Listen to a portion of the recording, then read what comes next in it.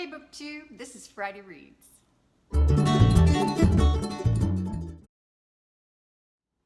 I'm Jen and I talk about audiobooks, and I have a lot to tell you about this Friday. Last week I had very little to tell you about, but I think I made up for lost time. I'm going to start off with The Chaos of Standing Still by Jessica Brody. This is narrated by Amy McFadden, and I think I talked about this last week because I was still reading it. But I ended up giving it 3.5 stars, and I rounded it up to 4. Amy McFadden is a fantastic YA narrator. She always is able to capture these YA, kind of 16, 18-year-old characters really, really well. The book focuses on a girl who is 16, who is a little bit obsessive, and she's got survivor's guilt from when her best friend was killed in a car accident, and she kind of has her best friend as an imaginary friend in her mind, and she talks to her a lot, not out loud, but in her brain she does. And she's on a trip from seeing her dad in Georgia, and she's her flight connects through Denver onto San Francisco. And while she's in the Denver airport, she gets off the plane, she goes to her next gate, and a blizzard hits. And so she gets stuck in an airport for 24 hours. And it's a lot of her working through that with various and sundry odd people that she runs into and becomes friends with. And overall, I think it was a great book. A good YA look at coping behavior and survivor's guilt and learning to tell the truth both to yourself and to your therapist or those around you that care about you. So then I read The Perfect Couple by Elin Hilderbrand. Now, I had never read anything by her before. It was narrated by Erin Bennett. Erin Bennett was wonderful. She was a perfect narrator for this. I got lost in the story, didn't even notice that she was narrating, so that's always a good thing. So high marks to Erin Bennett. The story is about a couple of families, a man and a woman who are getting married on the island of Nantucket. He's from a really rich family. She's from regular folks. Her mom has cancer, has been battling cancer. And so then we get introduced to a whole lot of people. And the night before the wedding, the maid of honor is found dead, floating in the ocean. And so we go from there. So the whole thing is about this mystery of how this woman died, who killed her, and of course we go into all of the details and intricacies of all these people's lives, how they're all wound together, all the good stuff, the bad stuff, all of it, and it gets really interesting. I read this as a buddy read with some other people that are currently reading it, so I'm still talking about it with them. And it's not what I'm used to. And that third-person, omniscient perspective to tell it from, point of view, it was odd. It was just odd. I don't know, it was like you were God looking down on them. I've not really read very many books that are written that way, but kind of threw me. I thought it was okay. It's not really my thing. It was all right. I think that the mystery was very good because it was hard to guess what had happened. It was a little complicated, and it's a lot of characters to follow, but I didn't have trouble with that. So anyway, I gave it 3 stars. I think it was good. I would probably be up for trying another Elin Hilderbrand book. I think that she's pop fiction, for people who want to go to the grocery and pull a book off the shelf and think, oh, that looks interesting. It would be interesting. It's not generally the kind of stuff I like to read because, I don't know, I think there's so much good stuff off the beaten path, So that was The Perfect Couple. I picked up If You Stay. This is by Courtney Cole, narrated on audio by Loretta Rawlins and Nicolas Tecosky, and it is book 1 in her Beautifully Broken series. This book starts off kind of intense, and I liked the narration. I thought it was good. I thought, like always, I kind of got a little bit lost in the story. So not really much to say about the narration other than I thought it was good. It was average, nothing that blew me away, nothing that, was terrible. It was just pretty much average. The story is about a guy who is a trust fund baby, and he is really screwed up from when his mother died. She died in a car accident, and he has never dealt with her death. And so he handles his troubles with drugs and alcohol, basically. And so he ODs, and there's a girl that finds him, and so it's the story of their relationship. And you know, I think it was a little bit unrealistic in terms of addiction, but you know, overall, I think it had a happy ending. It was good. It was all right. I gave it 3 stars. I thought, yeah, this is pretty average new adult romance. I picked up The Darkest Corners by Kara Thomas. This is narrated by Jorjeana Marie. I love Jorjeana Marie's voice. I just like the tone of her voice. I like the way she talks. And with a lot of narrators, that's a lot of what does it for me. So I really enjoyed the narration. She's a great narrator too. I mean, she does all the stuff right, but I just really like her voice. This was a straight up YA mystery. It was not what I expected, but I followed it through to the end, and I'm glad I did. It was a pretty good mystery to figure out who did it, and as it gets towards the end, it gets really intense. And so, yeah, if you like mystery and YA mystery, this was good. I think this was hard to guess who did it. Very hard to guess who did it. And at the end, it's like, whoa. So if you like that kind of thing, you'll love this book. I've owned this book in print for a long time. It's packed away, but I listened to the audio and I'm glad I did. Now it's a book on my shelf that finally can move from the TBR shelf to the I've already read it shelf. At that point, I didn't know what I wanted to read, so I put on Back in the Game by Meghan Quinn. This is a novella in the Dating by the Numbers series, and it's narrated by Luci and Jeffrey Kafer onto my iPod. And it was cute. It was very cute. It's about a guy who is a hockey player, and he has a young daughter. She's 5, and he's trying to get back in the dating game again. And so he runs into a woman who is a kindergarten teacher, and they have a great rapport. So, you know, it's a quick little romance. Very sweet.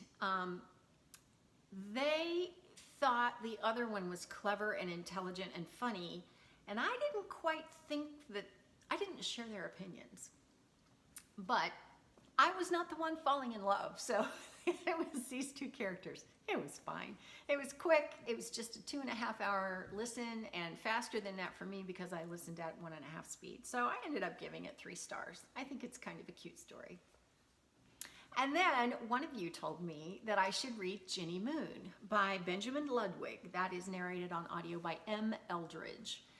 Because I like books that deal with characters on the autism spectrum. I find that fascinating. And most of the characters that I read about in these fictional novels are on the high functioning end of the autism spectrum. So I just find it so interesting to see the way in their lives they take everything very literally.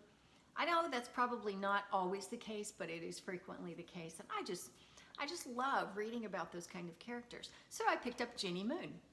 Okay, Em Eldridge was fantastic. She captured this autistic 14-year-old girl like nobody's business. And while the other characters, like the men, tended to sound a little bit the same, there weren't very many of them. And she distinguished the female characters really nicely. Like Ginny's mom, her adopted mom, sounded a lot different than her therapist, and who sounded a lot different than her teachers. So Em Eldridge was a very talented person and exactly the right person to do the narration for this book. The book stressed me out. It stressed me out because you are in the head of this girl, and she was found in her mother's care, but her mother was not taking care of her. Her mother was a drug addict and was not there a lot of the time. She hit Ginny. Ginny had a broken arm when they found her. She was malnourished, and so she keeps talking about her baby doll. She's got to get back to Gloria, who is her birth mother, to get her baby doll. So she has run away from several foster care homes, and finally she's been in this home with these people who have adopted her, but they're about to have a baby. And so they want her to get used to that. And so she keeps talking about her baby doll. And I don't know, the story kind of goes from there. But you're in Ginny's head so much, and you know what's going on. You know how she takes things literally, how You know, you can't ask her more than one question at a time because she can't answer more than one question at a time. Very often, people will say, well, you're going to go do that, aren't you? Are you going to go do that? And she'll say, but that was 2 questions, so I just kept my mouth shut. And so the way she lies, basically, is to shut her mouth up tight and nod her head or shake her head, you know, the wrong way. And that way she hasn't told a lie. So, you know, I just love characters like that. Great, great story. And I ended up giving it 4 stars. And probably the most important thing about this book is that the author is the parent of an autistic adopted child. And so the guy knows what he's talking about. He really does. So I really liked it. It's not my favorite book about this subject. I've read ones that are better, but the protagonists were a little bit older than 14. So, and they were also a little more capable. They had more of an Asperger's kind of a situation. By the way, Asperger's is no longer a diagnosis. It has been replaced with high-functioning autism. So that puts it on that spectrum, which makes it easier to understand. So Ginny is a little bit further down towards the non-functioning end than a lot of the other characters that I've read about. But she was a great character, had such great motivations, and it was a good story. I recently got some books from Dollar Tree, and so I picked one up and read it. Believe it or not, I haven't hauled any of these books yet, but this is Deadly Design. It's by Debra, Dockter, and it's not available on audio, but it was pretty good. It's YA sci-fi, has to do with genetic manipulation. It's 2 brothers who are identical twins, but who are born 2 years apart because the mom had miscarried several times. They implanted the one brother, and then 2 years later, they implanted the other one. And so they're identical twins, but 2 years apart. The older brother is very much of an achiever. I mean, he's good at everything. And the younger brother feels very marginalized in his shadow, kind of. So he's not a very likable character at first, but he is the main character. And other families who have had children that this doctor helped, all the kids start dropping dead right around their 18th birthday, and no one can find out why. And so the older brother drops dead. And so the younger brother here, who is the main character, they're worried about him, that he has only 2 years left before he drops dead. And so it's the story of, you know, how can we prevent that? So it's pretty good. Gets pretty dicey.